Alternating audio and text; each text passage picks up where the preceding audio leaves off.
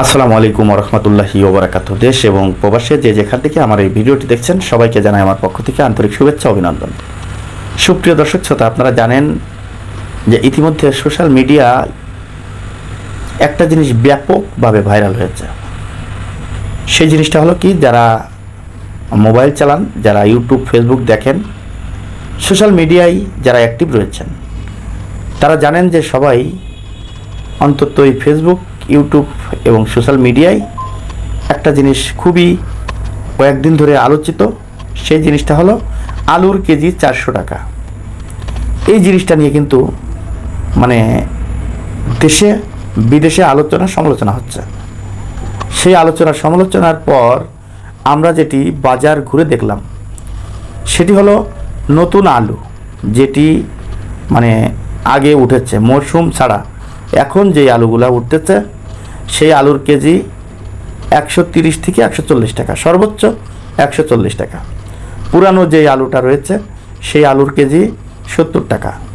তা এখন যদি সোশ্যাল মিডিয়ায় এইভাবে ব্যাপকভাবে প্রচার হয় যে আলুর কেজি 400 টাকা, তাহলে এই যে একটা মিথ্যা প্রচারণা এবং সরকারের বদনাম লুটিয়ে মিথ্যা প্রচারণা চালিয়ে যেই বাংলাদেশে যে বিশৃঙ্খলা সৃষ্টি করার একটা পায়তারা চলছে, এদেরকে আমি মনে করি বুঝে হোক না বুঝে হোক তারা এই ধরনের পোস্টগুলো কেন দিচ্ছে, আমি আসলে এটা আমার বুঝে আসে না। কারণ সত্য সঠিক নিউজ ছাড়া কেউ যদি অসত্য প্রচার করে, এটা আসলে তার জন্য অপরাধ। এটা দেশের জন্য অপরাধ, দেশের মানুষের জন্যও সমস্যা।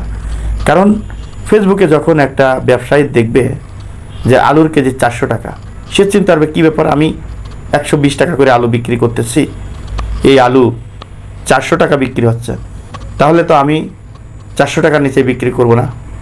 তখন কিন্তু অটোমেটিক দাম বেড়ে যাবে।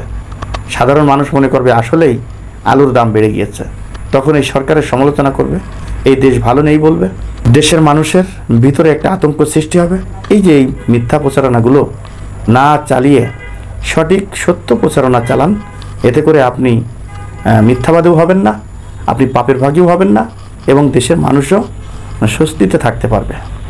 শুধু বাজার ঘুরে না, আমরা অনেক মিডিয়াতেও দেখেছি, যেমন কিছু টেলিভিশন কিন্তু এই বিষয় নিয়ে নিউজ করেছে। বাজার ঘুরে ঘুরে সরাসরি তারা লাইভ করেছে, তারা দেখিয়েছে যে দোকানদারের কাছে জিজ্ঞেস করছে যে নতুন আলু এই বছরে যেটা আসছে, নতুন উঠেছে, এই আলুর কেজি আসলে কত করে বিক্রি হচ্ছে। তারা বলছে যে 120 থেকে 130 টাকা, কেউ বলছে 140 টাকা, তার বেশি না। তা তারা আবার জিজ্ঞেস করছে যে গত এক সপ্তাহের ভিতরে কি আলুর কেজি কত ছিল। তো তারা বলছে আজকে যেই দাম আছে একই দামই ছিল, এর থেকে অতিরিক্ত না।